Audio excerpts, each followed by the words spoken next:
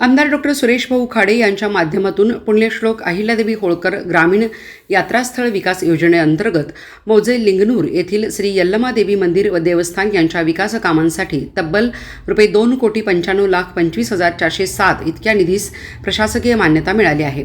या निधीतून भव्य भक्तनिवास तळमजला, भक्तनिवास पहिला मजला, सभामंडप, टॉयलेट ब्लॉक, पेव्हर ब्लॉक, विद्युतीकरण यासह मंदिर परिसरातील सर्वांगीण विकास करण्यात येणार असून भाविकांसाठी आवश्यक सोयीसुविधा निर्माण केल्या जाणार आहेत। तसेच इतर आवश्यक पायाभूत सुविधा उभारण्याचा समावेश आहे। या विकास कामामुळे परिसरातील धार्मिक पर्यटनाला चालना मिळणार असून भाविकांना अधिक सुरक्षित, स्वच्छ आणि सुसज्ज वातावरणात दर्शनाची सुविधा उपलब्ध होणार आहे।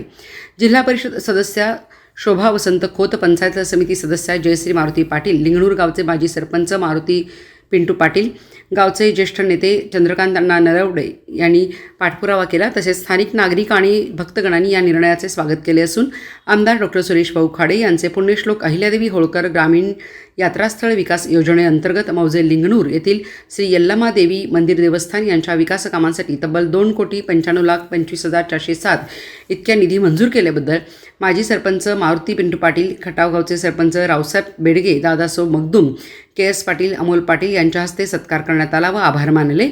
यावेळी या योजनेमुळे लिंगणूर गावाच्या विकासाला गती मिळून धार्मिक व सामाजिक उन्नतीस हातभार लागणार आहे।